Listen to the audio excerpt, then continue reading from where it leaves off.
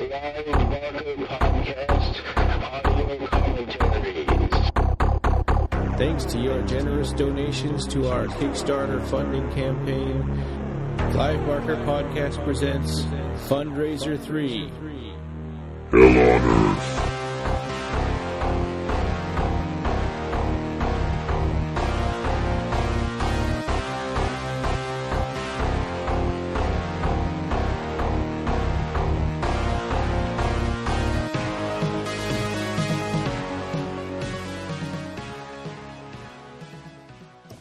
All right, so here we are. This is audio commentary for Hellraiser Hellworld, which is the 8th Hellraiser movie. Yeah. We're really starting to get into the hell of this. I know.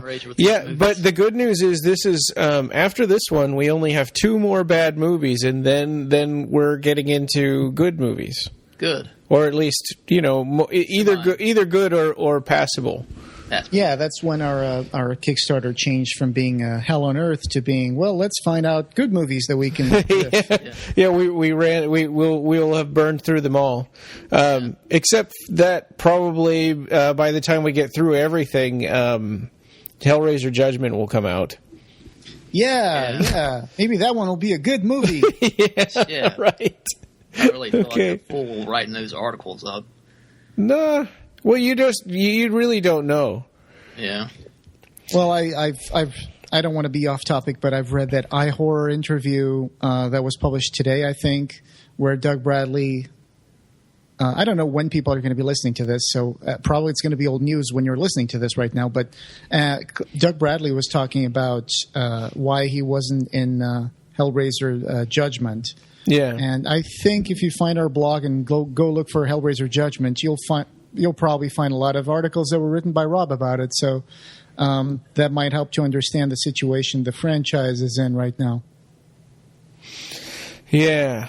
So we have this paused just before the word dimension comes up. Yes. So if everybody will kind of just get that synced up, and then Rob, you want to do the countdown? Yeah, sure. 3. Oh, 2. Gotta get my. Okay. Okay. I lost my remote. Okay. Here we go. 3, 2, 1. Unpause. Here we go. I'm so used to that metal striking sound, like. They did it all the time with their movies. Oh God! I'm watching this last night. I was reminded again how much I hate this. Yeah. So this is never explained. Why does he dig a hole in this basement? I think that the point is he's trying to he's digging his own grave. And a funny bit of trivia about this opening scene is actually this was recorded outside during Romania's chilly night. Oh, hell yeah! They just built like a 3-wall set, and they did this outside because they were going to do the burning scene where he sets fire to himself. Oh, I thought so. Was that supposed to be indoors, but it was filmed outside? Yeah, it was supposed to be him like digging a hole in his basement. Oh, so he was digging. He was digging his own grave.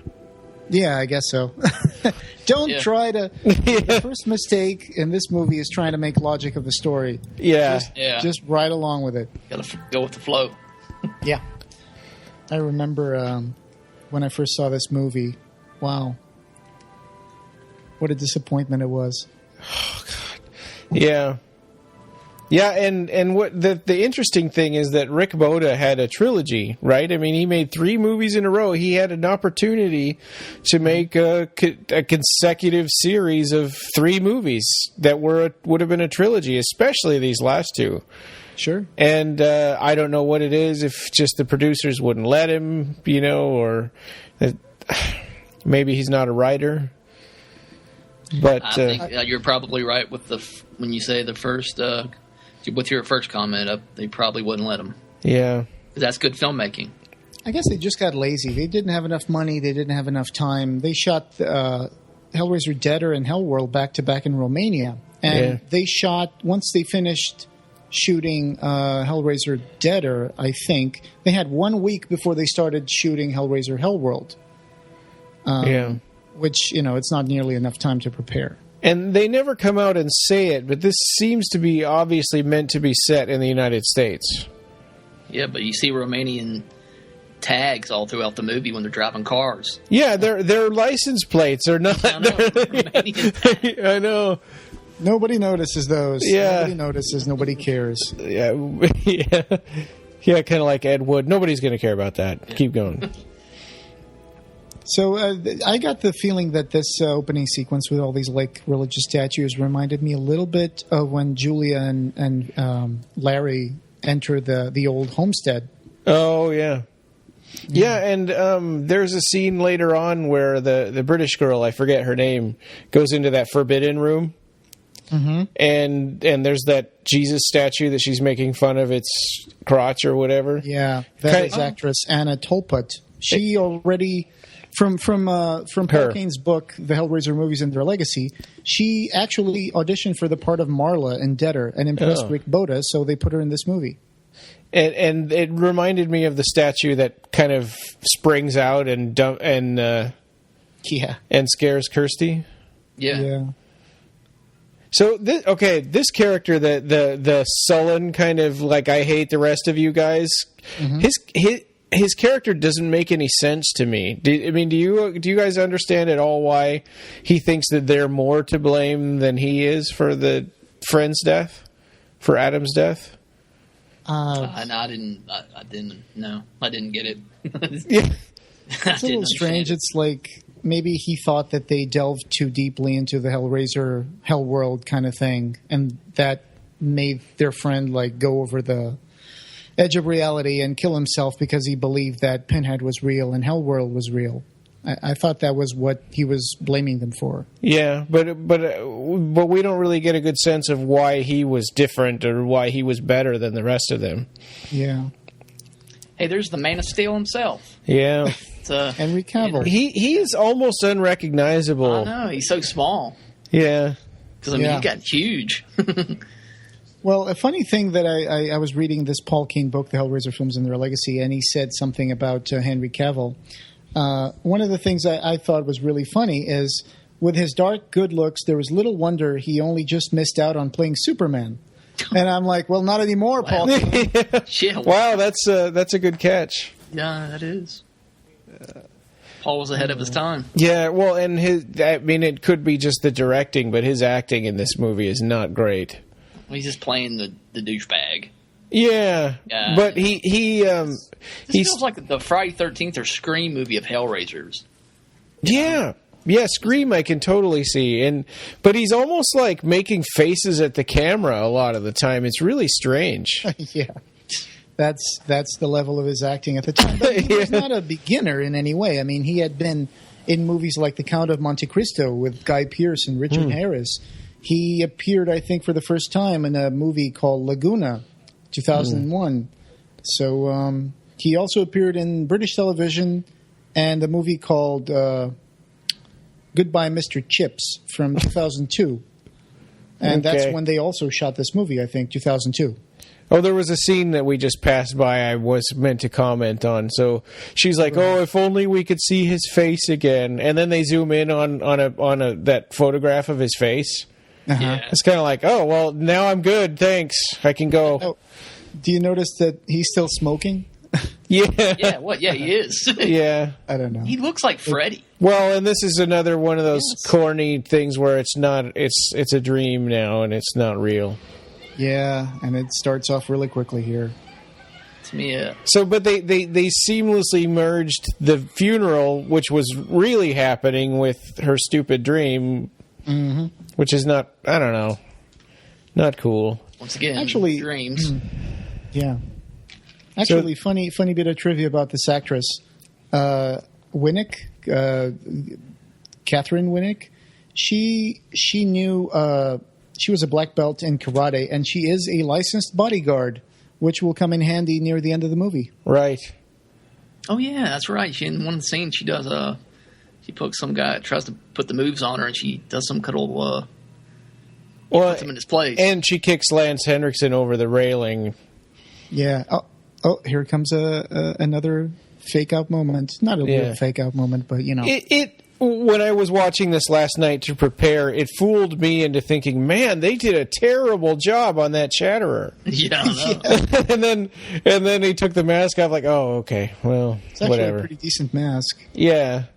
It reminds me of the killer from Inferno. Mm-hmm. That's what it kind of. Oh, yes. Yeah, when you right. first see him. The engineer. Yeah. Or was he? No, he's not the engineer. He's just, he had that leather jacket, though. He paid $100 Yeah. for it on the internet. Yeah. Probably could get it cheaper now. He does a lot of eye rolling and, like, I don't know. I guess he's acting like the typical teenager, even though these guys were all in their 20s when they did this. Well, and this is 2 years after the funeral, so now presumably they're adults and they have their own apartments and stuff, which is where she is. Oh, another bit of trivia. Oh, look at that. The dare you enter hell. Oh, yeah. That was cool that they put the Doug's voices. I think Doug did some Yeah. voice Oh. for him. He just read a bunch of lines. Cool. But, The Leviathan house. yeah. Yeah, and actually, that's one thing you can say about this movie. It's the only movie since Hellraiser 2 that actually mentions Leviathan. Although it's terrible. Yeah, I know the movie should be mentioned Because in these it- better sequels. Yeah, because this thing is all like tongue-in-cheek. It's like, oh, the Hellraiser movies actually exist. So it's like, it was just weird. I mean, Gary Tunnicliffe said that he had made this, for the fans. But I just didn't think. Or I Rick thought this Boda. was more of a, like a tongue-in-cheek kind of thing, kind of making fun of the fans at the same time. Yeah. Yeah, the acting here must have been horrible for them to pretend like this was a good game. Yeah. Yeah, I mean, I don't care. If this was 2003, there is no... I mean, this looks like a game from like 91. Absolutely. it does. And they're supposed to be getting excited about it. It's like an interactive CD-ROM when CD-ROM drives first came out, for computers. Yeah. Well, how did they get the invites? I mean, is this part actually like real world? It is real world so far, right? Yeah. I think that they somehow like cracked the code on this puzzle box on the game, and then they get a secret code, and then somehow like they get their invitation in the mail. I don't know. I guess so. But what's funny is also that Catherine Winnick just called Tulput to say, "Don't tell me you're going to this party." How did she know that she was doing that on the computer? That's talk about convenient. Nope, here we go. So yeah, the Catherine Winnick also played Ivana Trump for all you Trump supporters out there. Oh, really? Yep, she played Ivana Trump in Trump Unauthorized. Oh, I haven't seen that. Yep. Also, that other guy who's there playing that game with Anna Tulput, who plays. Yeah, so I don't get it. Are they supposed to be boyfriend and girlfriend? I guess they're just friends. Yeah. So here we go. Everybody's going to the party. More shots of streets with leaves blowing through it, just like on Deader. Also, that car, I just noticed that car that they're in has a spare tire on the front. Huh. That's weird. Yeah. And there's the Romanian license plate. It was really cold for them to shoot some of these scenes because I think it started in October, the shoot, and it went on for like 20 to 24 days, I think. So it wasn't too. There wasn't a lot of preparation time for them. It was like 1 week to get things started. That, for example, I forgot the name of that guy. Derek, I think. I think it's Derek, who was put in this movie to save time and money because he had also been in another movie that they were shooting in Romania, and in that movie he also lost his head by decapitation. So that meant that they already had his head ready to use in this movie. Yeah, I got Yeah. Well, that makes a little more sense why that scene was even in this. Yeah, I know. That's like the worst part of the movie for me. Yeah, there's a lot of worst parts. I'm not sure. I guess that one takes the cake, if you will. Yeah, it's bad. Because I can't see Pinhead ever doing that. No. Well, and he's not even really Pinhead, apparently. Here comes the Leviathan House. Hellraisers. And now they have New York license plates. They were just driving with a Romanian license plate a little bit ago. You're right. Let's go raise some hell. Oh God, I know that it's so. What do you call that? Did y'all hear? Oh, go ahead. Oh, what's that word? It's not condescending. I'm trying to think of the word where you're complimenting people, but it's really insulting. Yeah, it's patronizing. All this, hey, Hellraisers, let's go do some hell raising. Yeah, I like the giant box just twirling around there. It looks like it could actually be like a fun party for the real world. I mean, well, that giant box is probably the best thing in this whole movie. Yeah. Yeah. By the way, the bartender over there, gratuitous nudity. Yeah. The scriptwriter, Carl Dupre, he has a cameo in this movie as a bartender. Oh, the guy that makes the shot for the one guy later on. Okay, I didn't know that was him. Yeah. Yeah, and it's like, oh, here's the guy we all hate. Oh, here's the guy who's too good for Hellraiser, but, you know. Jake. Like, that's totally, like, they just paused, looked at him, made an insulting remark, and then she tries to be nice. Yeah, I know. You'd think they were close enough that he could have heard all that. Yeah. And now they're all talking about him, too. And this is the reason why I can't see Man of Steel or... again, there's a movie coming out right now. I don't know when you guys are going to be listening to this, but there's Batman vs. Superman, Dawn of Justice, with Henry Cavill. And every time I look at those trailers, all I can think about is his role on Hellworld. I kind of liked Man of Steel, but I've been seeing you're posting and some other people are posting really terrible reviews of the Batman versus Superman. Yeah, I'm probably not going to watch it. It's just because I'm getting a little tired of superhero movies. But I'm sure it'll make a lot of money. I've heard that there's Lance Henriksen. Yeah, making his grand entrance. The music just stops. Yeah. Welcome, Hellraisers. Yeah. I think if they made a movie with the toy maker, Lance would be a good toy maker. Yeah. Yeah. It's kind of funny how he's got a whispery voice, and they were just in this super loud party, and then Lance comes out and whispers, and everybody can hear him. Everybody stopped as well, you know. Yeah. This room is pretty cool. I mean, I like this room. Yeah, this room is cool, but I think these people are really disrespectful. I mean, they're just grabbing things and playing with them and spraying perfume. So it's like it's not only the fact that Hellraiser exists in the reality of the Hellraiser movie, but also Hellraiser is based on true things that people do collect and are like one of a kind. Yeah, apparently, like that's what's confusing. Oh, there was a pinhead. Yeah. What if nobody touched that card? Or what if nobody sprayed the perfume in their face? Why would you spray perfume in your face? Yeah. That picture of Lemarchand looks like Doc from Back to the Future. Actually, that picture is based on a painting called Experiment with the Air Pump. And I guess, remind me after we're done this, I'll send you the picture. Oh, That's okay. the scientist in that painting. It's an old English painting. Oh, really? So they just used that and copied it and made him look like Le Marchand. So I'm so used to seeing that painting that we always use. A lot of people use around just for. That's a perfume bottle. Why? She's supposed to inhale it, right? So why would she spray it right into her face? Yeah, you're not supposed to inhale it. Yeah. But for the plot, she's supposed to inhale it.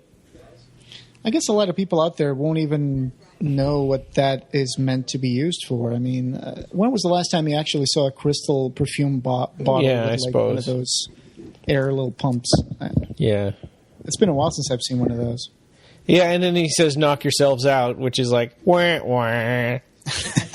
It's made of human skin, and she immediately puts it down. You know what? There used to be things that they did with the skin of, like, condemned men in England. Like, I read once there was a little book that someone made telling the crime of what a guy got sentenced to death for. So they would hang him, and then they would use his skin to build a book telling of his crime. Oh, wow. That is just creepy. Yeah. Yeah, that is. So I wonder where'd he get all these people for the party? This is a lot. This is a super elaborate way to get revenge on these 5 kids. They're all Hellraiser Hellworld fans, I guess. What's up with the masks? I never got the Yeah, and only like a quarter of the people at the party actually are using them. Yeah. I guess it was just meant to be like an anonymous hookup kind of thing with phones. But they all take their masks off and look at each other. Look at this Sister Ursula. Yeah. That was a cool story. Holy pussy. That's Henry Cavill. That's Superman right there. God. That's what I think about when I see the Man of Steel. Yeah. I liked the last that Superman movie that was before Man of Steel. Superman Returns. Returns. Yeah, I kind of liked that one, but The one where apparently, Superman lifts up a whole continent made of kryptonite and somehow he manages to fly with it. well, that's kind of his MO, is doing crazy crap like that. Yeah, I guess. You remember like Superman with Richard Pryor? Yes. He plays a computer hacker. And then there's one point where he's flying and the villains are trying to shoot at him, and there's a screen that looks like a video game, and every time a missile hits Superman, it brings up 100 points on the screen.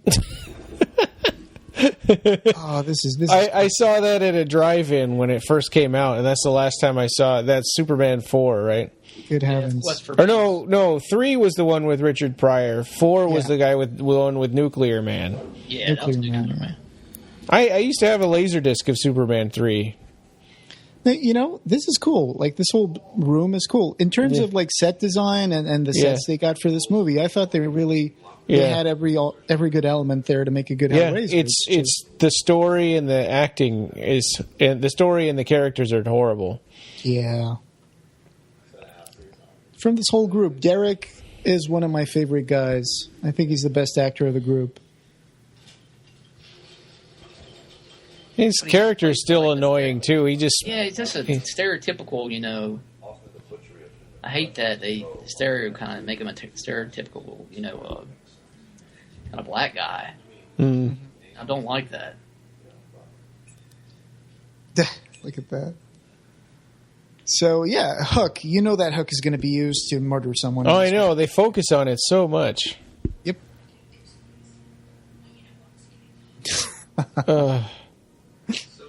Leviathan House. Which doesn't make any sense. Why would they call the house Leviathan House? They never really explained. No. They could call it Hellraiser House or Le Marchand House, I guess.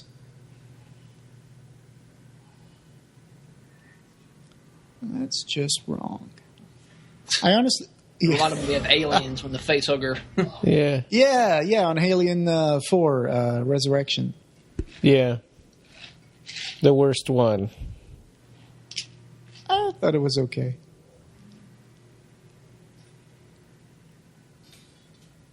And so at this point, they're all falling under the spell of the drug that they got pulverized with. Not all of them. Those 2 aren't yet. Exactly. She's about to get it, though, isn't she? Yeah. Yeah, I think so. I remember there's...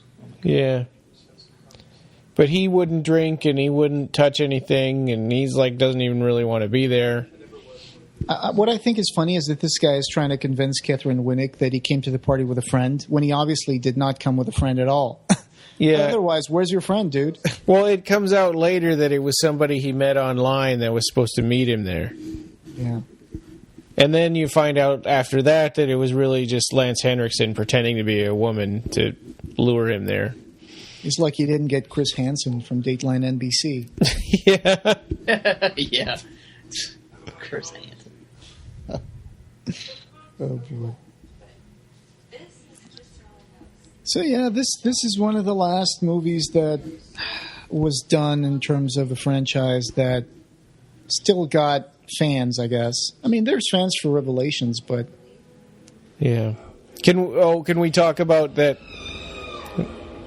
they pronounce Le Marchand's name like 3 different ways in this movie? Oh, yeah. He's Lamont, and she just said Lemar Shaw. The Lamont configuration. Yeah. That's great. That's at the beginning. Oh, and we saw a foreshadowing shot there. When she briefly wakes up in the coffin. So Yeah. this originally came from a story that was written by Joël Soissons, who also worked on. I think he also worked on Deader or something, or Hellseeker. I forgot. But the story that he originally created was called Dark Can't Breathe. So, the Dark Can't Breathe. So he wrote a treatment, and then I guess that's the story that was changed into a Hellraiser movie. What a terrible thing to do. Yeah, I know. Why don't you just make Dark Can't Breathe? And it doesn't. I guess it's kind of like, well, we already paid for this script, and we're never going to make it into a movie, so do a Hellraiser movie out of it. But it just seems to me that probably whoever they hire for the director would likely do a script for free because they're excited about making a Hellraiser movie, and then instead we get this. Yeah, I don't know. I think they got paid handsomely to make these scripts. Yeah. Old Nokias, those things probably still work today. Yeah. The 3110 or something.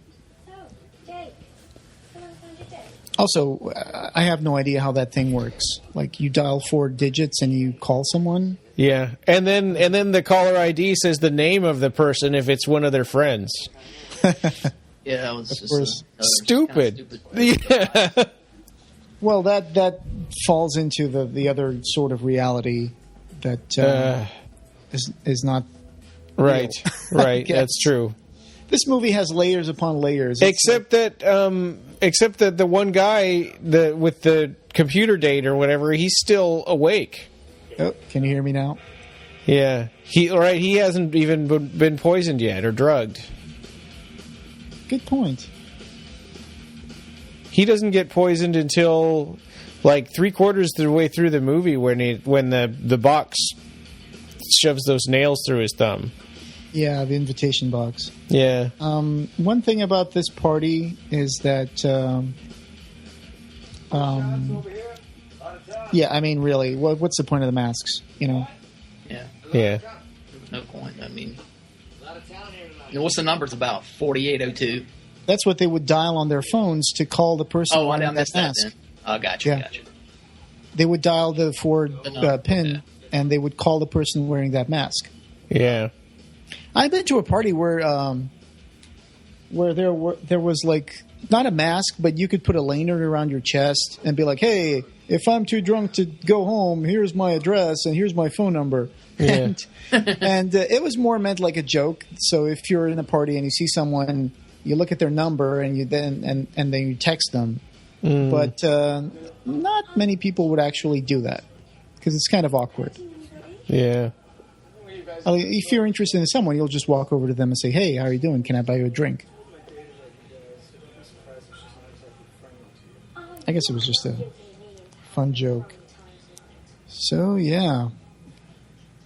So here's where we kind of find out that it's, or a little later we find out it's kind of his fault that all of this happens.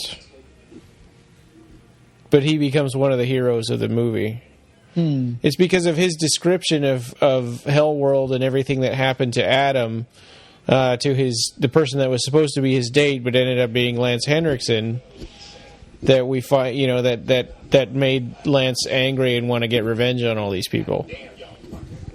God damn, y'all fine. I know. Stereotypical. So here's where, he sees her name on the caller ID. I'm not Mr. Right, but I'm Mr. Right now. It says like Allison on it.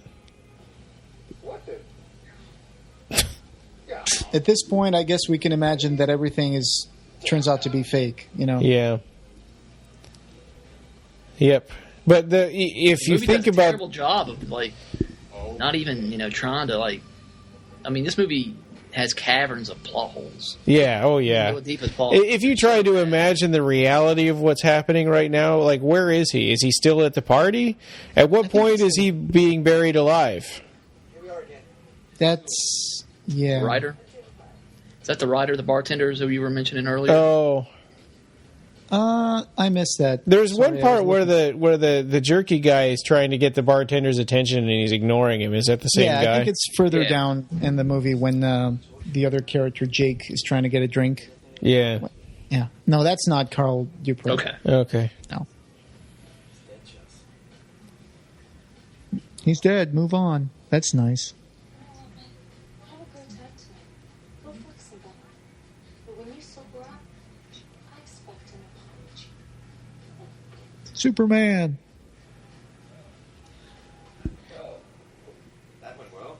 Who's he talking to? There's a whole bunch of stuff like that To the where he's like, bartender? yeah, he's Or- like so- making faces at the camera and rolling his eyes and Here's the scene with that girl. Yeah. Down the place. yeah. For no reason, I don't understand the point of this scene. I guess it shows that she's tough, I guess. Yeah. Yeah, they're setting her up to be the one that survives because this Yeah, is such a did stereotypical horror movie. She did do Taekwondo and second black belt in karate, so they were like, "Let's use it." Yeah. I found out reading Paul Kane's book that that Rick Boda didn't really speak English, so he relied on translators on the set. So that might explain Oh. that. I don't know Really? who was responsible for the actor direction, but Yeah, I guess right. it was He's him. the director. What the heck? Yeah. That I know. That's interesting because on that Scarlet Box, he speaks perfect English. Oh well, this was done in 2002, like 14 years So ago. maybe Yeah. keep forgetting that. Those interviews were done long ago. Yeah, I haven't seen that'd be interesting to see the ones in the Scarlet Box. Well, the movies were done long ago. The interviews are probably much more recent. So that reminds me of that one that jumped out and scared. Was it Kirsty or Julia? I can't remember. What? Kirsty or Julia? It was In Hellraiser, that Yeah. that religious statue that sort of pops out and scares. I think it's Kirsty. Yeah. Yeah, it's Kirsty. Yeah, so the idea that she would want to sit down in this chair is kind of hokey, except that we know in reality, I guess she's in a coffin, and he's whispering to her cell phone what's happening to her. Yeah, he was giving them suggestions through the phone Yeah. that was inside the coffin. I'm guessing that people who are listening to the commentary have seen the movie already, so that Yeah. they know what we're referring to. So if you haven't, then go watch Yeah, the this movie would. first. Yeah, you wouldn't want to listen to us talk about it in your Right, first. I mean, right. although it's such a terrible movie, I don't see why it matters either way. It's an interesting device, although I'm not sure how that would work. Yeah, or Lance saying that it's the most efficient way to bleed somebody. It's like, really? Yeah, I've seen animals being bled, so I think I know a little bit that is a little too sophisticated and also weird because those things would slice into your neck, not across your neck. Yeah, yeah. It's Yeah. This whole thing kind of reminds me of the movie Saw. yeah, Like, yeah, he takes the thing out and she's like having to figure out how to, I guess he's wanting her to try to put the pin back in. He gives her a chance. yeah. Yeah, he puts it in her hand, which doesn't help because This her movie hand's clamped came down. out before Saw, right? Oh, yeah. That looks totally like she could pull her hand through there, though. Yeah, it doesn't look like it'd be difficult at all. Yeah, But again, it's not. She's not really sitting in that chair. No. So there's really nothing yeah. she could do. yeah. Well, in reality, we find out that she clawed her own neck. Yeah. Would Yeah, have been an interesting Marla. yeah, it'd be fine. She would have been an interesting Marla, I guess. There used to be a bunch of raves in the Netherlands. There used to be like a party, a bunch of party raves called the Hellraiser, I think, and they would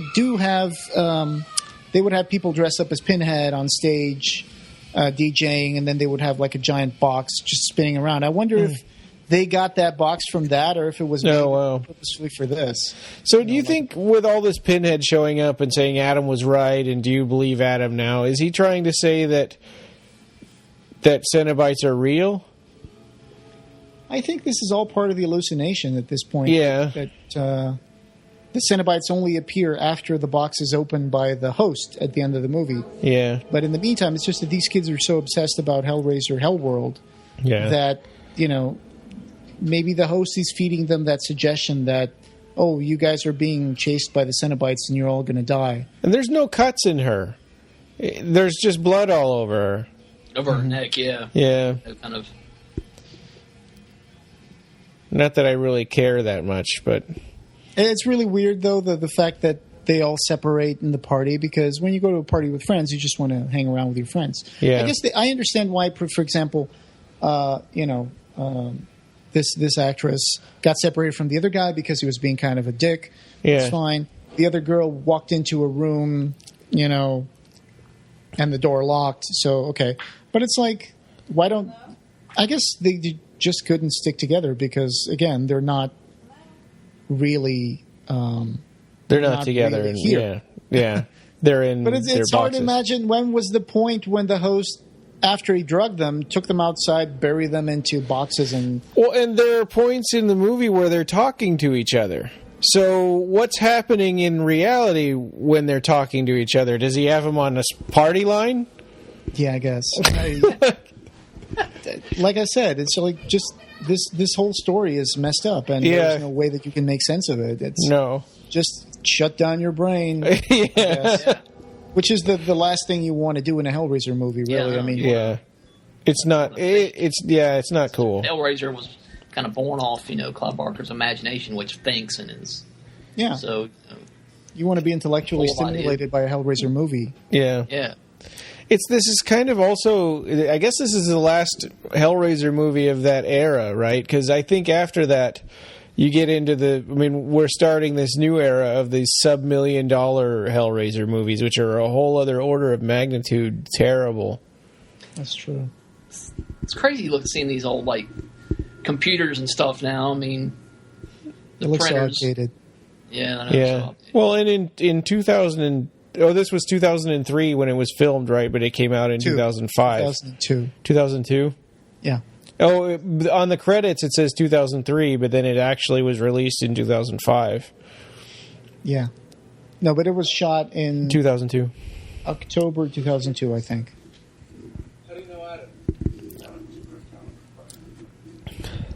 And again, I addressed in the last commentary track for Deader the reason why that happened, that it took almost 3 years for the movies to come out, and then they were dumped in the same year. Like, one of them was in the first trimester or something. I forgot the exact month. And then the other one was later in the year, a few months afterwards. And I remember thinking at the time, some Hellraiser fans were happy. It's like, oh, we're going to get 2 Hellraiser movies in a year. And I was like, no, this is not a good sign. This is not really a good sign. Yeah. And the invitation box. I Yeah. remember seeing props like this pop up on eBay for a long time after this movie came out. Just these green or brass looking solid resin boxes. Yeah. How much were they going for? A pretty decent price or cheap? Yeah, they were kind of cheaper. They were like $60, $70, I guess. She gets stabbed in the arm and he gets stabbed through the thumb, but they never really go back to those, that would hurt. What's I up don't- with the shots? It's like they're looking through a tunnel and you see their face. I can't remember what that's. They're in the well, coffins. I can't. I'll be honest. I didn't finish the movie last night. Yeah, so they have breathing tubes coming up out of the coffin so they don't suffocate. Oh, Too okay. quickly.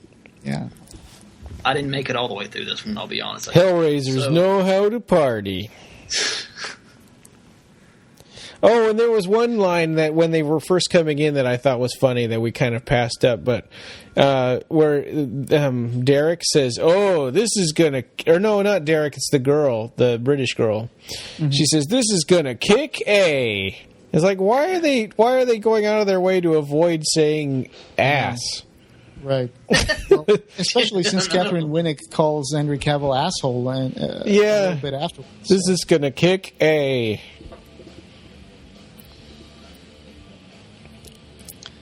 So here you are. Superman is about to get a lot of attention from a party girl. Yeah. I think at this point, he's poisoned because he touched the Pinhead card, right? Right, yeah. It sucked into his thumb. Yeah, it was like contact poison. Yeah. So he's really sitting in a coffin somewhere, and Lance Henriksen is explaining all of this, pointlessly explaining all of this to him, like what's happening with this girl. Why would he do that? Or he's imagining it on his own, like in a kind of like a dream-like state. Yeah, he thinks he's still in the party, I guess.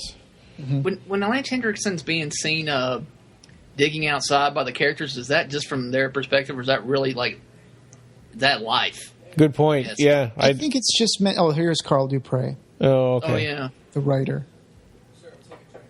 I think it's the way for them to tell the audience something weird is going on. And they show those shots where they're looking through.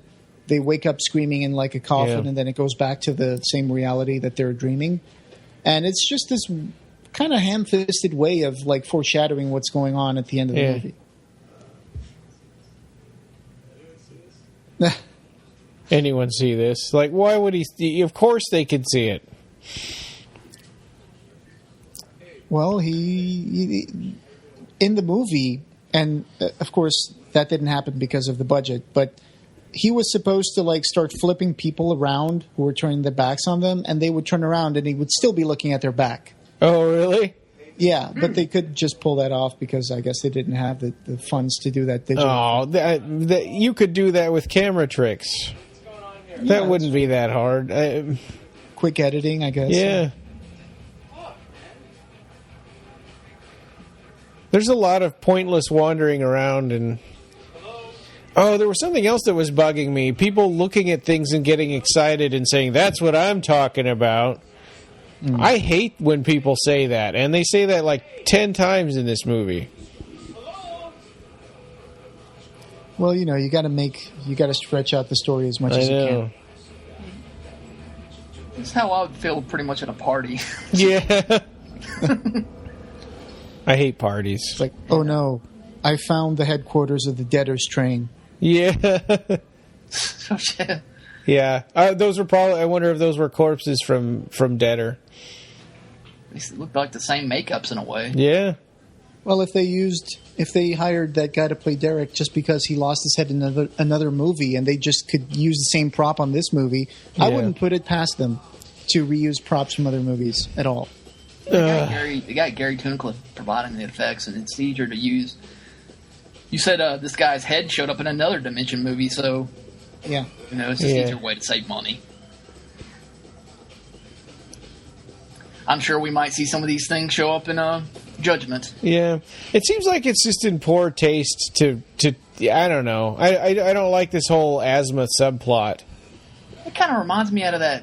I'm sure y'all have seen Freddy's Dead. Remember that guy had that ear problem? Yeah. In that sequel? And this kind of reminds me of that. And I'm like, where are you going with this? Yeah. He had the ear hearing aid thing, and then Freddy was scratching the chalkboard. Yeah, and then he dropped a bunch of pins, and that thing was cranked up to like infinity, and so when the pin hits the floor, his head just explodes. Oh, yeah. I don't know. This kind of bugs me. It just seems like it's in poor taste. Also, the fact that he's in the middle of an asthma attack, he can't hardly breathe, but he still manages to go down a bunch of stairs. Yeah, and he yells, "No!" Oh, and here's my God. Yeah, there he was looking at the camera and smiling, like, "Hey, look what's going on with me right now." Jameson Goey, who's been doing special effects for Hellraiser for the past 2 movies, did that animation with the mask that we're going to see. Oh, really? Yeah.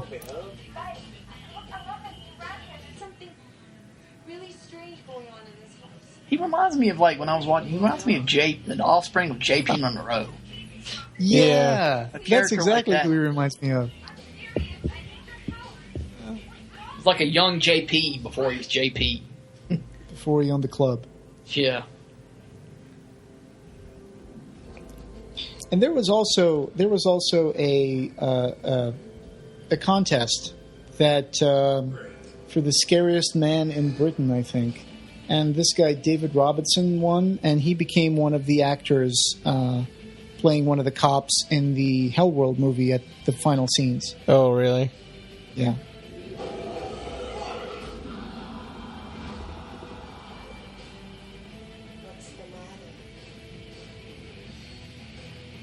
Like, I mean, how many times have we seen Pinhead in this movie? I mean, in this one, really, he just shows up to tease people. You don't see any other Cenobites. I have not seen any others. Oh yeah, Bound shows up in here too. Yeah, Bound, and then and Chatterer. There's Chatterer and Bound. So basically, it's just pretty much Pinhead, Chatterer, and Bound Cenobites. I think we see. Well, we just see Pinhead in this scene. Yeah. Yeah. Chatterer was being played by Mike Regan of 2 Hours in the Dark, and I think the Bound Cenobite was being played by Gary J. Tunnicliffe himself. Yeah. So this was kind of funny. He was shaking that grate, and you could see it was coming loose. So then he had to stop and take the screw off. And that's out so far. You could just do it with your fingers, but whatever.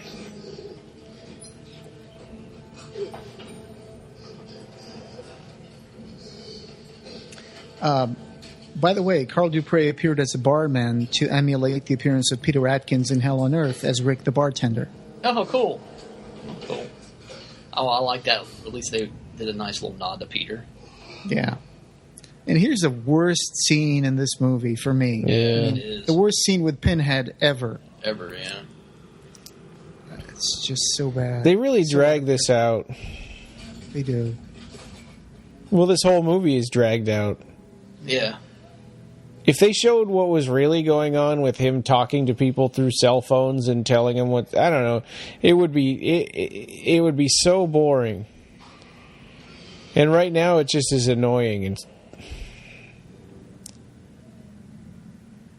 I mean, none of this feels like a Hellraiser movie. I just don't feel like I'm watching a Hellraiser movie at all.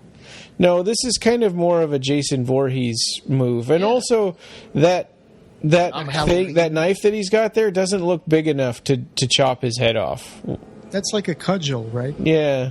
Yeah. I like this part where he touches the what do you call the blade edge? Yeah. Yeah. Oh, here we go. Ah! Slash. They should have. It's so awkward him doing that. I wonder what Doug thought of that. Yeah, and the way they did the camera angle looks like he's like right straight on, and he should be off to the side. After this, I mean, Doug Bradley never made it back to playing Pinhead, and he himself said in that interview with iHorror that I mentioned in the beginning that it's been like 13 years since he played Pinhead, and unfortunately, that's how things ended up. Yeah. I think it just would have been cool if they came up with like a Hellraiser device that, would have cut his head off. I don't mind that his head's cut off. I mean, come up with like something like, in Hellraiser Bloodline when Paul Merchant gets his head. That was a cool device. It's amazing the difference in quality between this movie and Deader.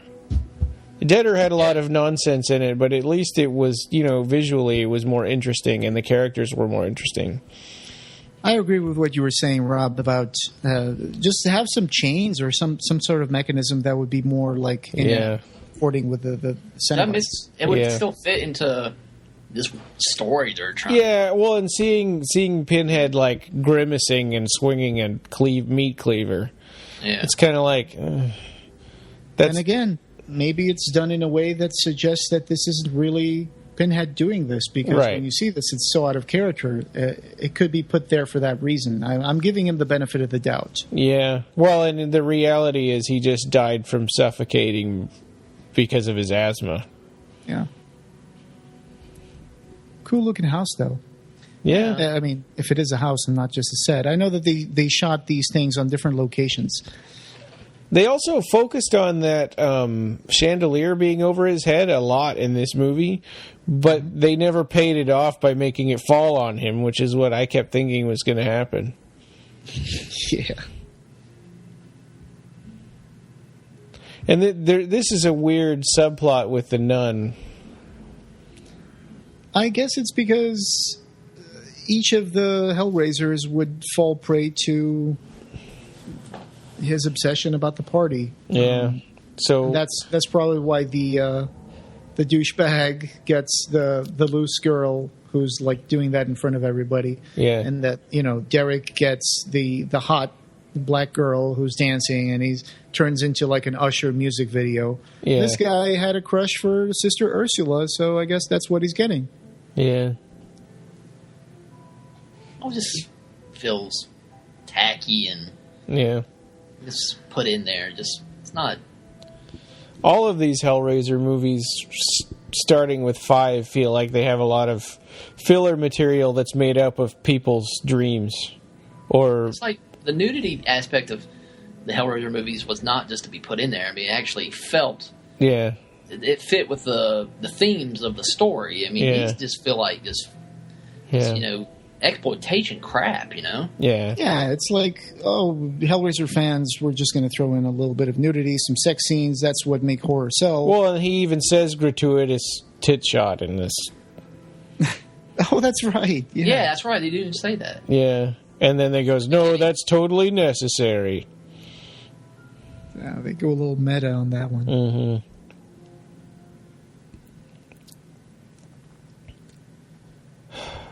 Keep in mind, he's kind of half freezing his ass off inside a coffin outside, drugged and suffering terribly, but he's still able to think goes about through a naked chick. That's true. Yeah. So again, this was totally a set. And I guess you could see that it was a set outside because that steam just keeps blowing past the character. And it seems like the wind is blowing it, so... Yeah, like right here. You see this is mist. So why does Adam kill himself? The best question is, why is digging a hole open up the box? He didn't even touch it this time. Yeah. Well, in Dead, or she just threw it on the ground and it opened the box. Well, she opened it in the hotel room, although that may or may not have actually happened. Yeah. This is the first movie I don't think anybody opens the box with their hands. That's true. Right. Well, Also, Lance does at the end. Yeah, also Doug said that when he was shooting exterior scenes, it felt like his head was stuck inside an ice box. Oh. Wow. Because he had the makeup on, and I'm guessing the makeup froze. got cold. Yeah. It's weird. She could have just thrown something through that window. Oh, I guess I'm thinking about later on when she says she's trapped in the house. Yeah. And, I kind of lost a little track here, but Chelsea, why has she been walking around empty parts of the house for so long? Why isn't she I know. What is she doing, like, in parts of the house where nobody else is, At least her friend got locked inside a room. Yeah.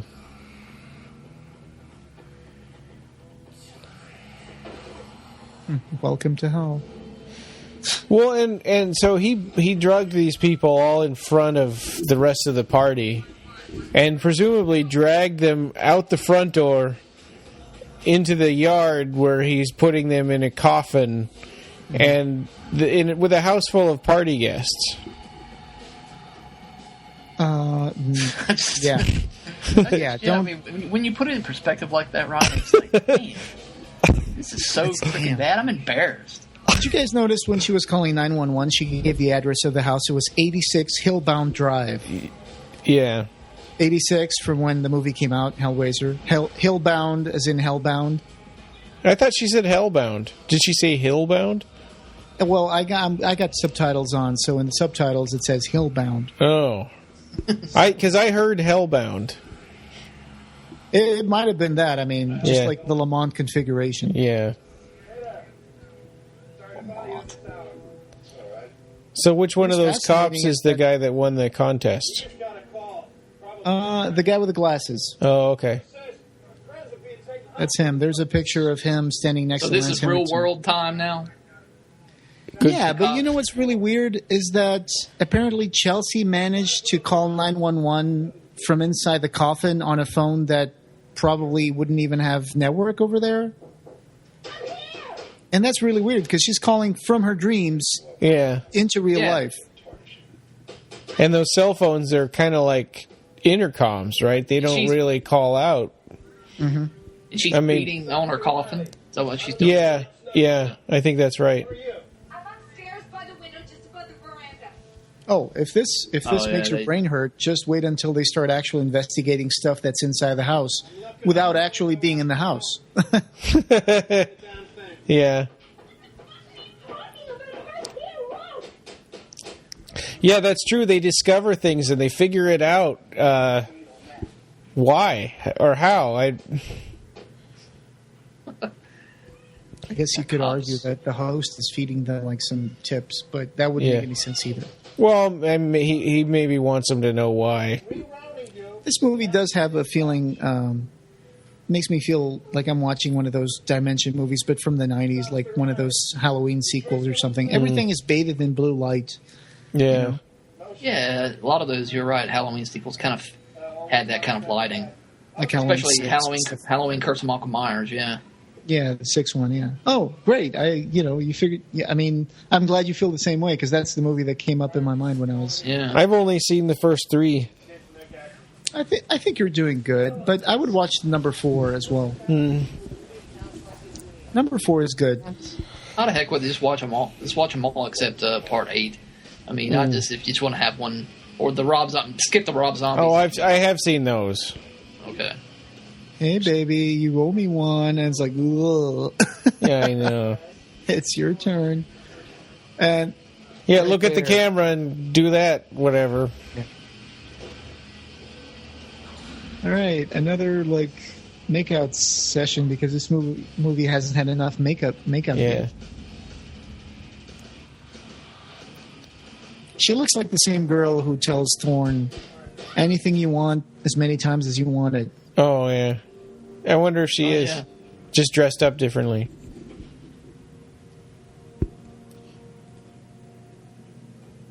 She's actually pretty cute, Catherine Winnick.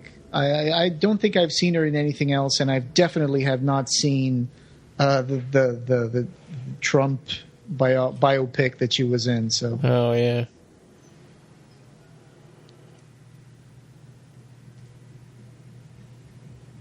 Thanks, Door. So David Robinson was from Cheshire, England. He won a competition to find Britain's scariest person. And the prize was a walk-on in a horror movie, and he was thrilled when it was eventually arranged to be a Hellraiser movie. So I guess either they paid for his ticket to go to Romania, or he had to go there on his own to be in the movie. Yeah, talk about he probably had to pay for it himself. Yeah. And the other uniformed cop, the one who was talking to Chelsea, his name is Victor McGuire, and he had starred for many years as Jack Boswell in the sitcom Bread from the 80s onwards. So apparently he was a familiar face for British audiences.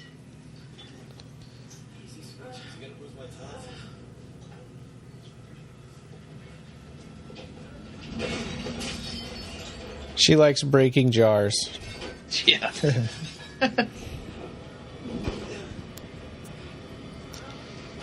She is not the same one who plays Sister Ursa. I was hoping maybe she would turn into a cenobite or something, like the female cenobite or a Stitch sister cenobite or something like that. Like in that Hellseeker part where... like that one Stitch, I think. Party goers were turned into a cenobites.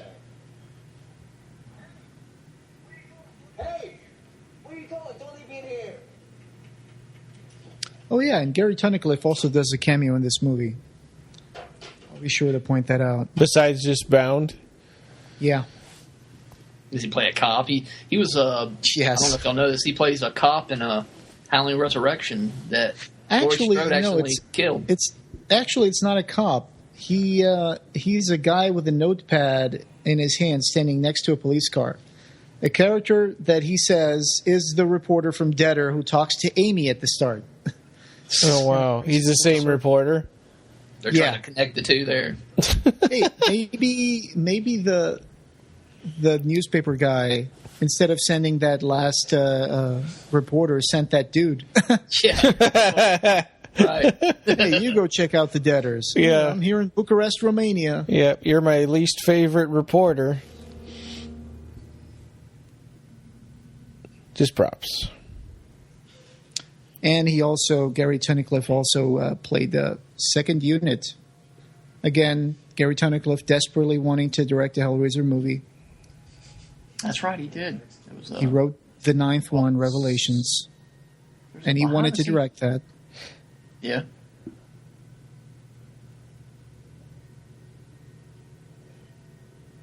I can't believe at that point he hasn't realized this guy doesn't have a head anymore. Well, and also, right there. if it was Derek's bad dream that he got decapitated by Pinhead, why does he know about it? Okay, so you look at a corpse that doesn't have a head. Why are you going to open up his shirt? Yeah. I think that not having head is enough to like freak out a little bit. I know. Yeah. For a while.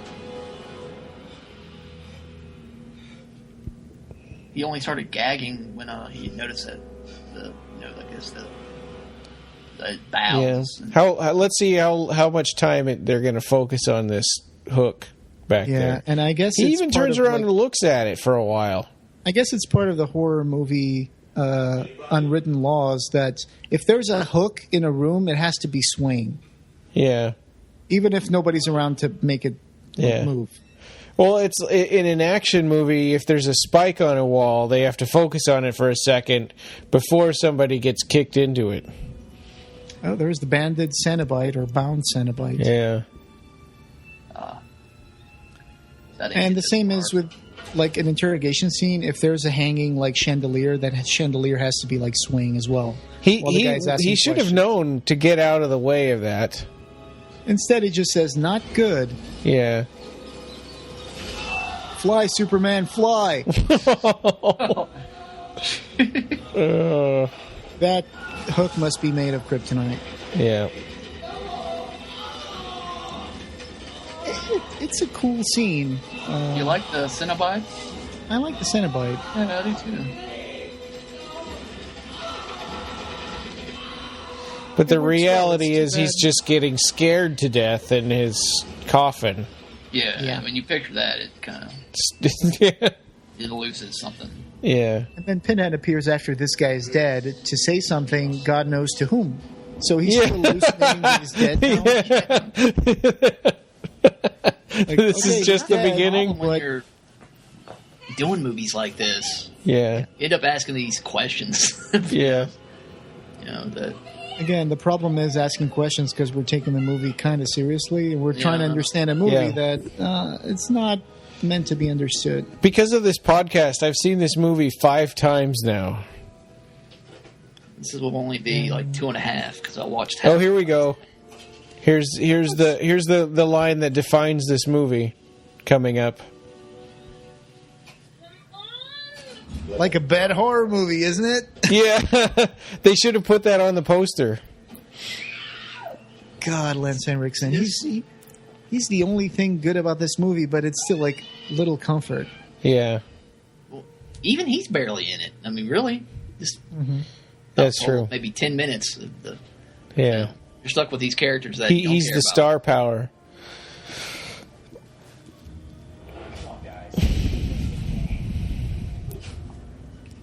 And she went off running in the woods like that. It reminded me of a Friday 13th movie. So this is a weird sort of moment to move the plot forward, where this guy, all on his own, figures out what happened to everybody. And he's going to see a picture of Adam with his dad, so he's going to discover the host is the dad. But you know, like we were pointing out a while ago, it's like there's no way that they could have figured that out without actually picking up a physical picture. Yeah. You know, unless the host is telling them that he's Adam's dad. But like talking to him, yeah. Yeah. Swoosh.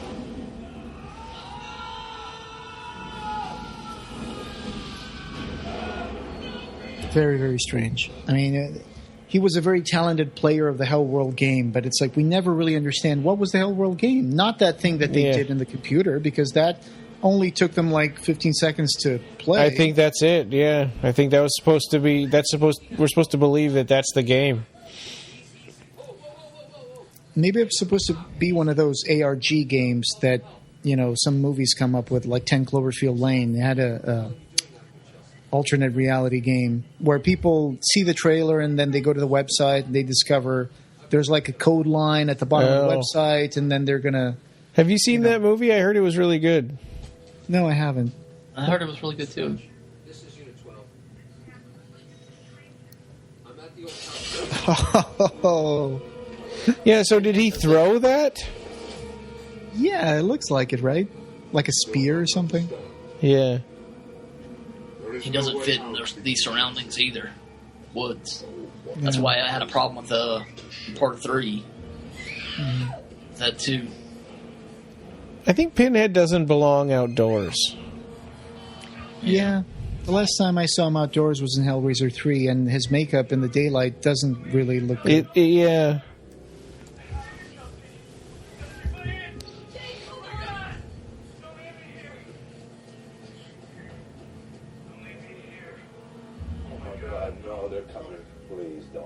It's Frank Black from Millennium investigating another murder. Yeah. Y'all watched that Millennium No. TV show? I watched it. It was really good. It was so cool, man. I think the first episode has to do with someone being buried alive with the lips sewn together. Oh, wow. So that's another thing that I thought was... Yeah, there's that shot of the chandelier. They keep on focusing on it like it's going to fall on somebody. No, I haven't seen Millennium. I should check it out. I wonder if it's on Amazon Prime. It is. Any movie that has like an episode with a microwave big enough to cook a human is worth watching. Yeah.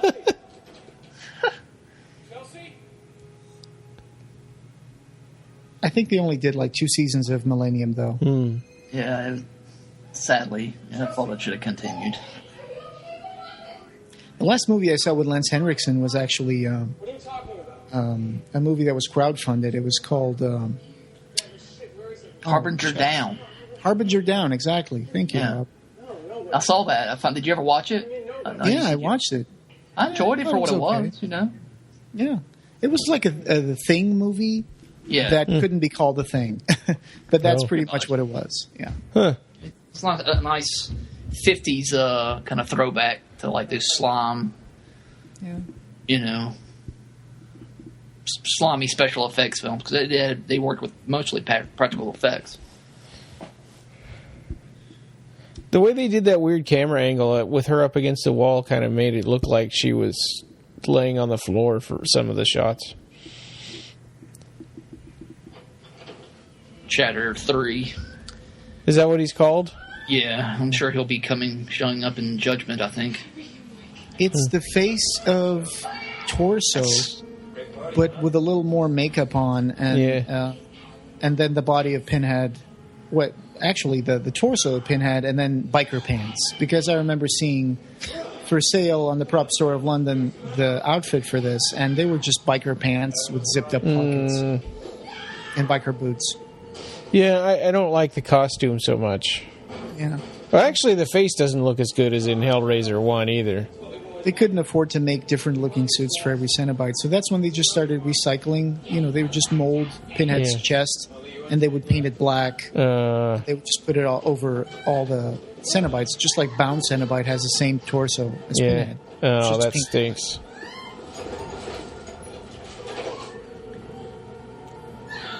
Come on, Chelsea, let's raise some hell. Is there a suitcase in there? There's going to be a lot of stuff. Yeah. Have you noticed how many birds that show up in these sequels now? Yeah. Like Deader. I mean, Deader had a bunch of birds. Yeah, those are pigeons. So they did say at one point, Lance Henriksen mentions that this house, Leviathan House, was the second greatest architectural achievement after the Lamont Configuration. Not sure if a box counts as architecture, but okay. After he says what did he call it? The Lamont configuration? Yeah, I think it might have been like a mispronunciation of the Lament configuration. Get your mythology straight, buddy. First, I have to open the box. Then Pinhead appears, the hooks and chains. But none of that's happened. Why? Because That's a good question. Why? Yeah. This whole movie just begs that question. Mm-hmm. And so I guess this is this meant to be the same basement where... I guess not. It's not the same basement where Jake killed himself. What was it? What was the line she just said there? It looked to be like some little snarky little... She goes, come to the party, come to the party. Oh, Like, your friends are dead, lady.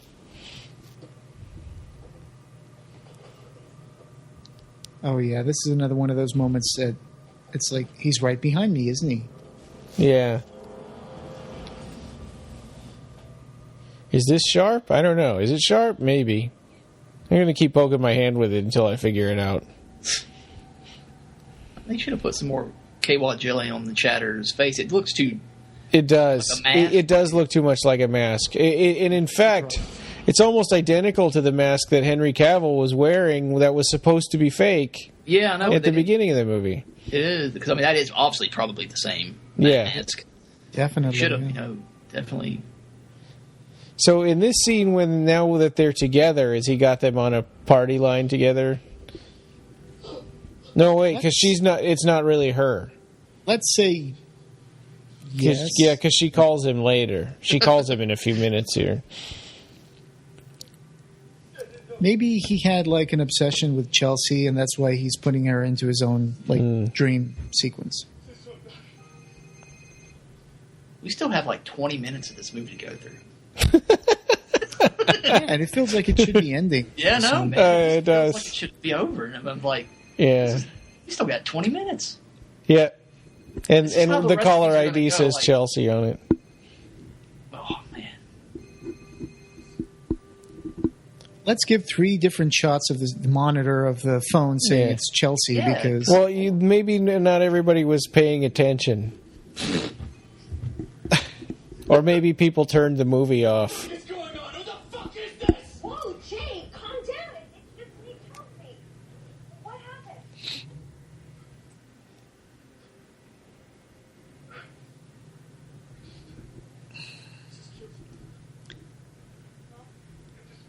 Pigeon, I remember, didn't Pinhead hold a Yeah, pigeon it looks in just like it was. Bloodline? Yeah, it looks just like the dove in Bloodlines, doesn't it? Sitting in the blue light.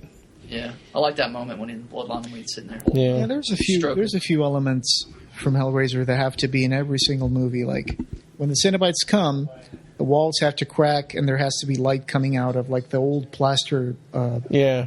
walls, it's even like if the walls constant weren't motif. plastered to begin with. Yeah. Like in Hellseeker, those walls seem to be cinder block walls, but that doesn't stop them from cracking and showing the little boards behind them. Yeah. It's kind of forced. Mm-hmm. I guess this is supposed to be an attic, right? Upstairs attic. Yeah. From himself. From Hellworld. So from himself or from Hellworld? Yeah. We knew what Hellworld was doing to Adam, but we kept on playing it. Actually, some people have gone pretty nuts about certain games. Wasn't there like a guy who was playing maybe... World of Warcraft. World of Warcraft, he didn't Yeah. eat or drink anything for like 2 or 3 days and then sleep and he died. And also some guy had a sword that he wanted to sell, and then the other guy just took his sword in the game and didn't pay him. And then he went over to the guy's house and killed him. I didn't know that one. That's pretty crazy. Yeah. I think it was like in Japan or something. I locked myself.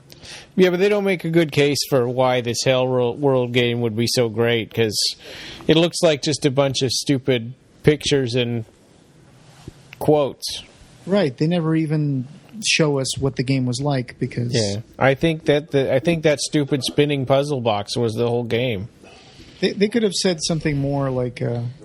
I can't believe that that's the only thing. I think it might have been like, I don't know, some sort of alternate reality game. Well, they said discover something like they called the engineer like the wall runner or something too. Oh my God! Really? Yeah, I missed that. Yeah, they were talking about, oh, look out, the wall runner's going to get you or something. But they didn't show the game. They just showed the people playing it. There was that game that was never made, Virtual Hell. Yeah, I remember those stills from that. I remember seeing it on. Yeah. I'm sure that would have been. They should have used that. That would have been better than what they did. The game never got finished, I guess. Well, but they could have just put pictures on the screen. What they could have done cool with the idea, something really cool because I don't even think the title fits with this movie, is to have them fall into like some kind of virtual reality where it's like they're going through Leviathan and they That's the way it was advertised. I remember thinking I believed that that's what the movie was going to be like when I rented it. Like you were going to be in the labyrinth. Yeah, exactly. Seeing them I could see. At least enjoying it on that level. At least you're seeing cenobites and all these things from the Hellraiser movies. Yeah, they don't. They're using a concept. Well, and after the Matrix and Dark City, there was a whole big thing about not knowing what's real and what's virtual. And what were you going to say, Rob? Sorry.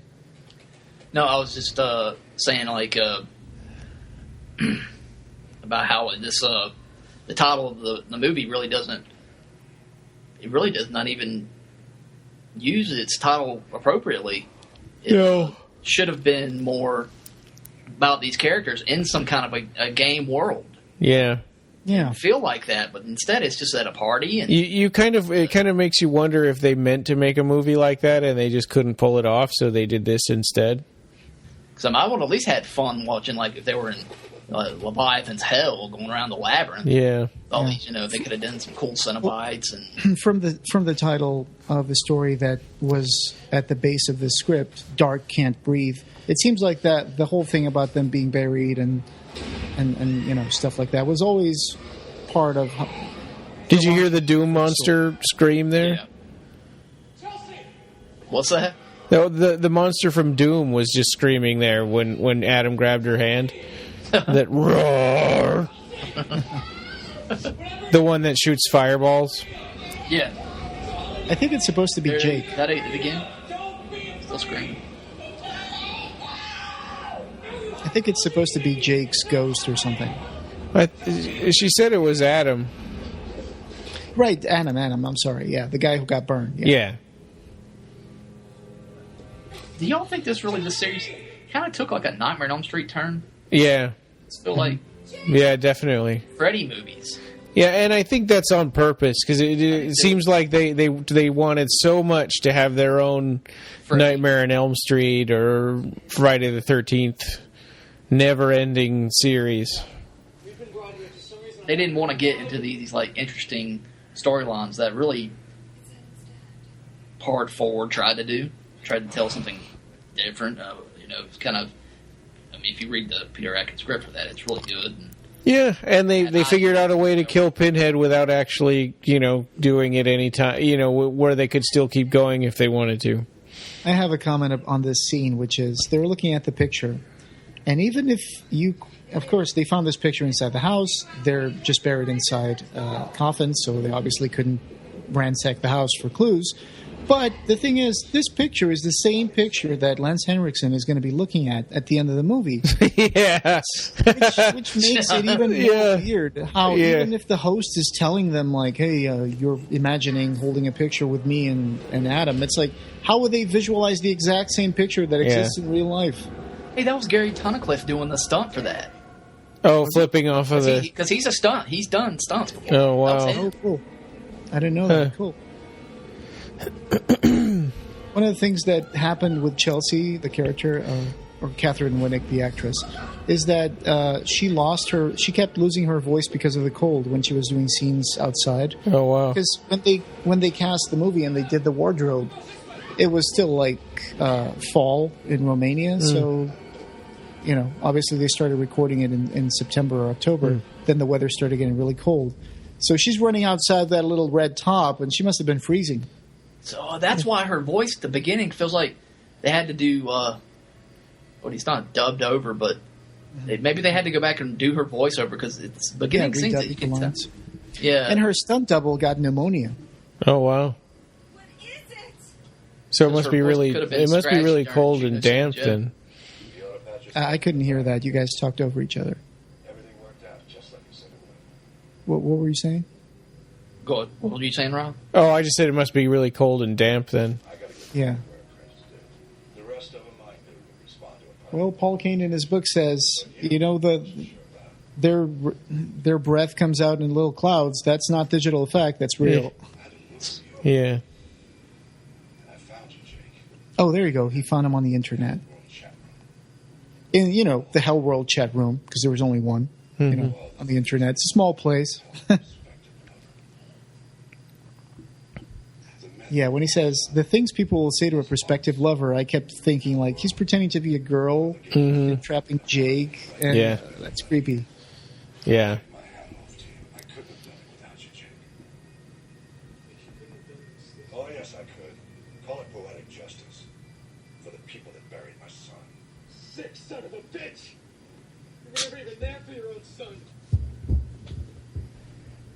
Your son spent his life waiting for a father who never came home. Yeah, why does he blame them so much, right? Yeah. I guess for the same reason Jake blamed his friends. Yeah. But now he's doing a complete 180 degree. Yeah. Although he does have a point. If They he was an just absent don't want to deal with their own guilt, so they deflect it onto somebody else. father. Yeah. You still think you have a fighting chance, don't you, Jake? That's Even though I will say that would suck to be in a coffin. Like, you ever seen the movie The Vanishing? No, I haven't. It's I can't tell you. I wouldn't Okay. ruin the movie.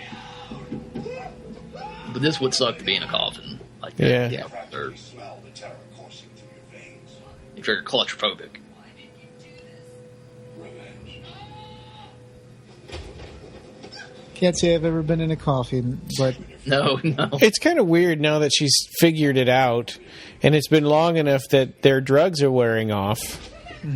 Why is she seeing him kicking her into the coffin and shoveling dirt onto her? good point. She was like banging on her coffin lid just now. Yeah. It's just kind of floating in and out of the illusion, I guess.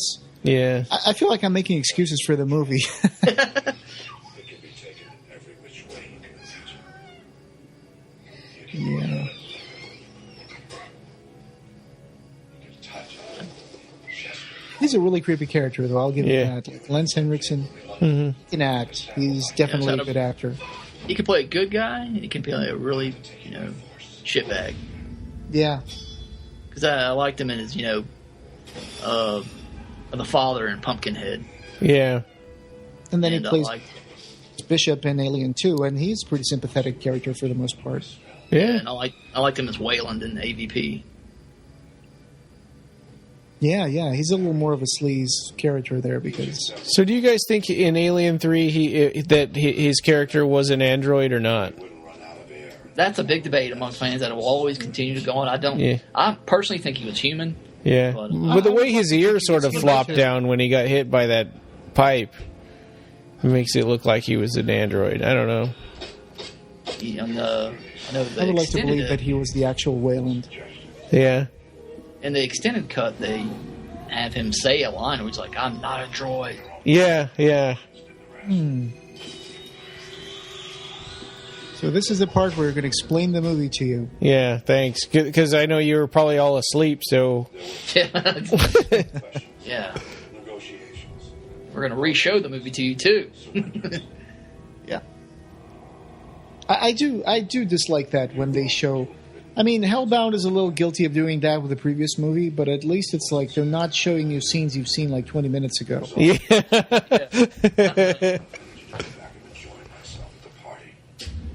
I feel like if you have to go back and recap the whole movie, then you probably lost your audience. Story already. is not good. Yeah.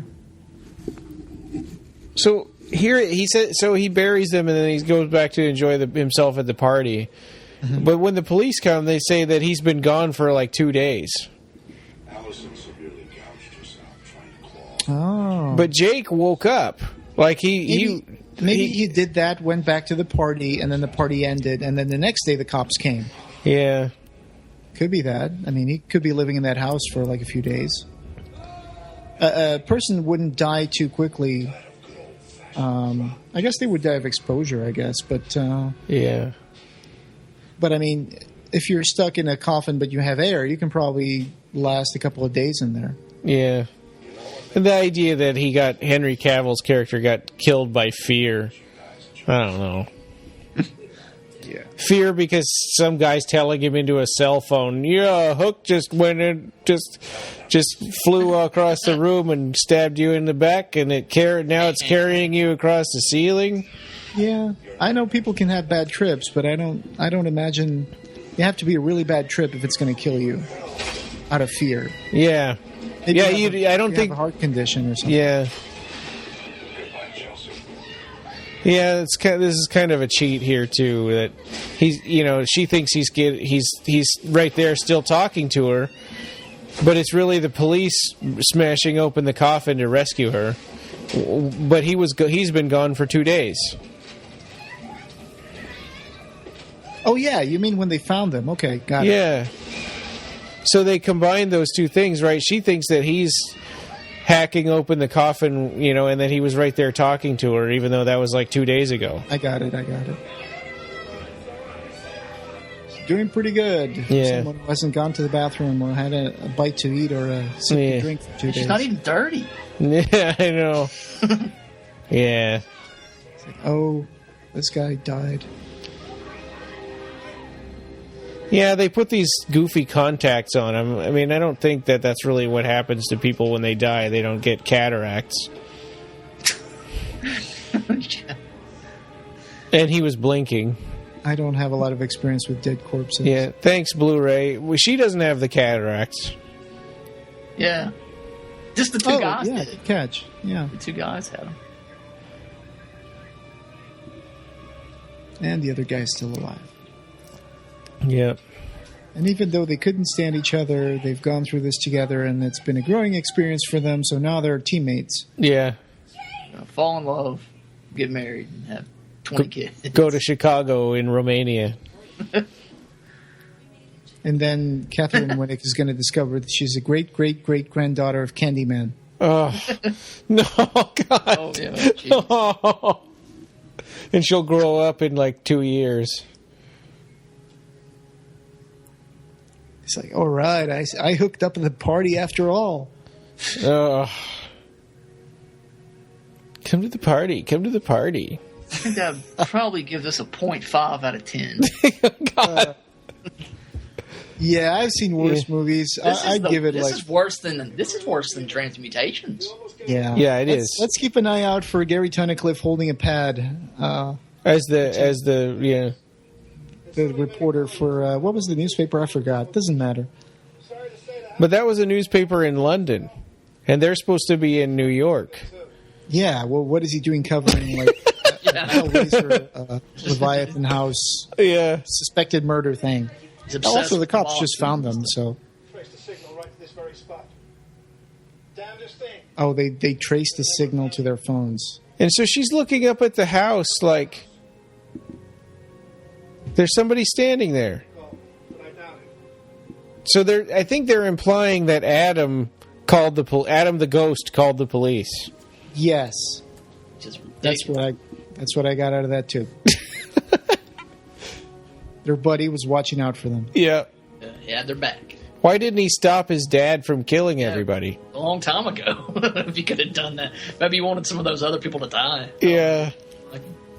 Yeah, I mean, they're cool and everything, but not... Oh, there's Gary Tunnicliffe back there in the back. Oh, yeah. Oh, yeah, wow. With the jacket, the black, white, and red jacket. Yeah.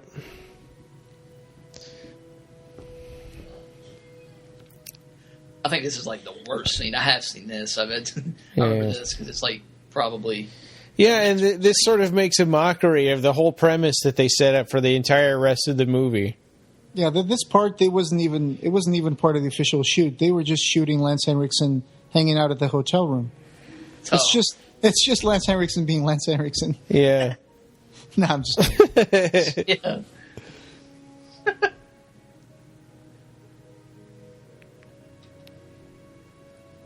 So he's still feeling guilty about it. It's like, oh, my son, they killed you.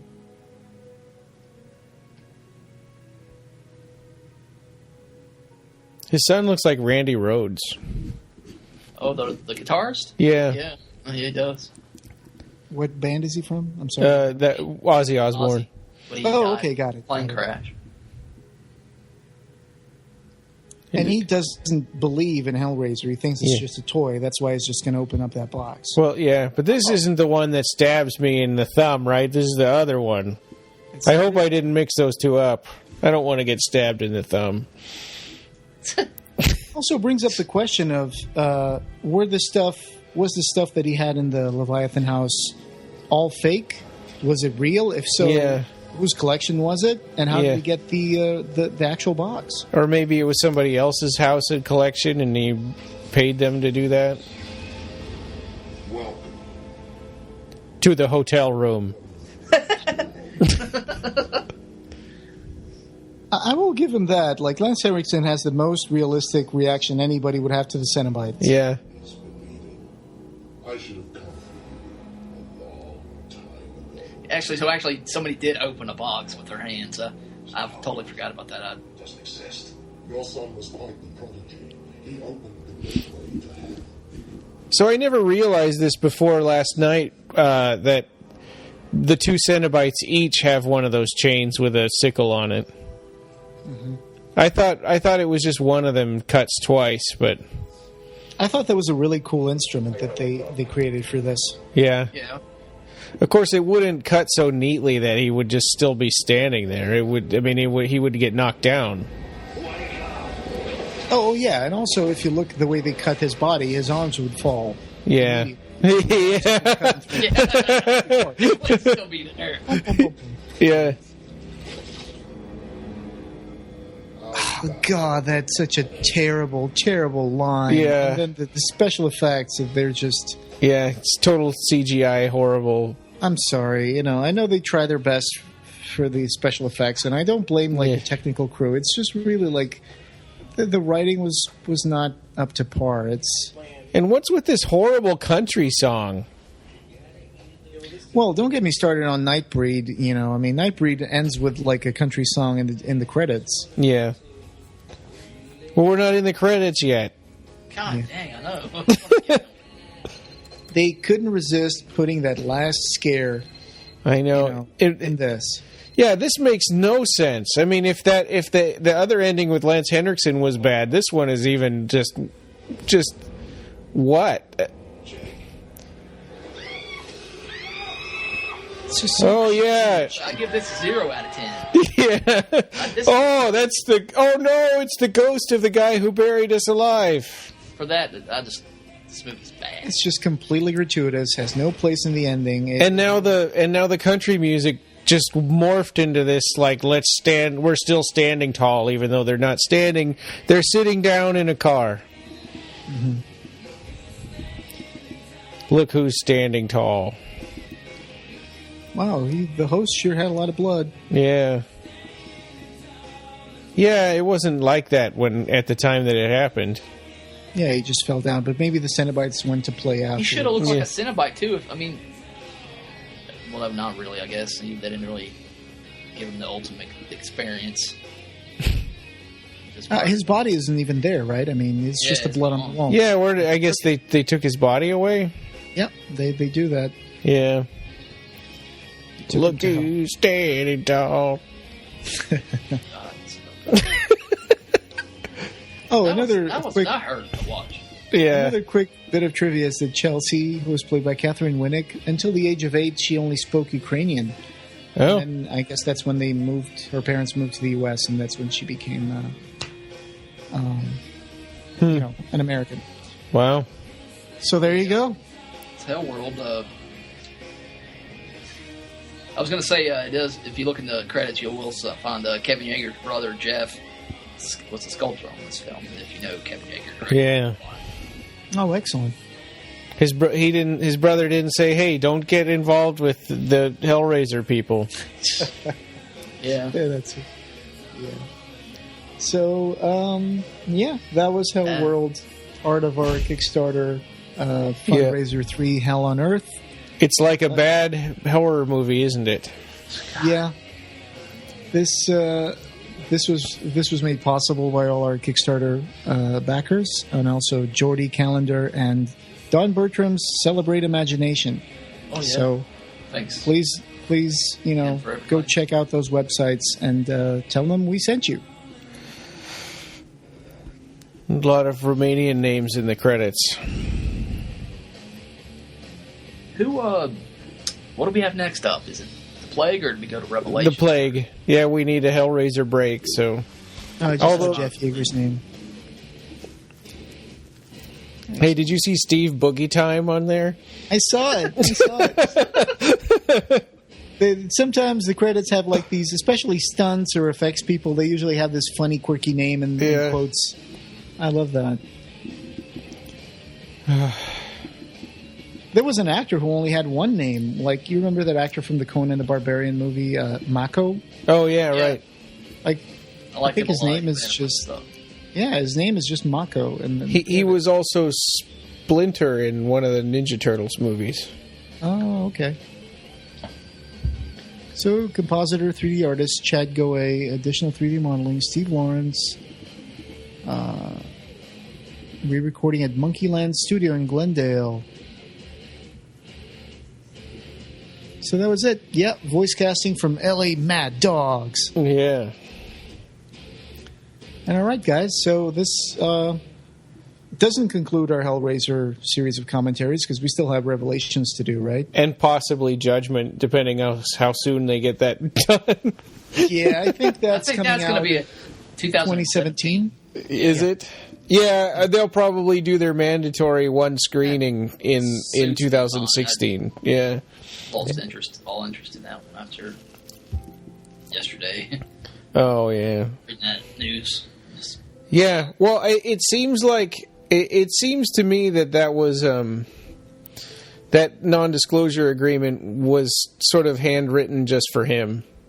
And like he said, it probably wasn't made by an attorney. It was just, made by... somebody. Yeah. Yeah. Oh, the producers wish to thank the City Hall of Bucharest and the city and people of Bucharest, Romania. And special thanks to Clive Barker. Yeah. All right. That's it. That's a wrap again for Hellraiser Hellworld. Thanks for joining us. I hope you have a nice time and hope you weren't too bored by our commentary. Yeah, and go watch a good movie now. Yeah, please. Go see Hellraiser, the first one. Or go see Lord of Illusions or Nightbreed, the director's cut. Yeah, and that is out there. And we'll be doing commentaries on good movies here pretty soon after we get done with The Plague and Revelations. Yeah. So stay tuned for that. The Clive Barker Podcast, or BarkerCast, is an independent editorial fan site and podcast that is not affiliated with or under contract by Clive Barker or Seraphim Films. This podcast and site are a labor of love by the fans for the fans. News, features, and show notes for this episode can be found at www.clivebarkercast.com. Go to iTunes and please leave us a review. Reviews really help us get the word out about Clive Barker. You can also find us on Podomatic, Xbox Music Store, TuneIn Radio, Stitcher, Doubletwist, Blackberry, and Pocketcast. We have a Facebook page, so come on and like our Facebook page and join the Occupy Midian group for lots of discussion about Nightbreed and other Clive Barker stuff. On Twitter, we're at BarkerCast and at Occupy Midian. Opening theme by Mark Buckle.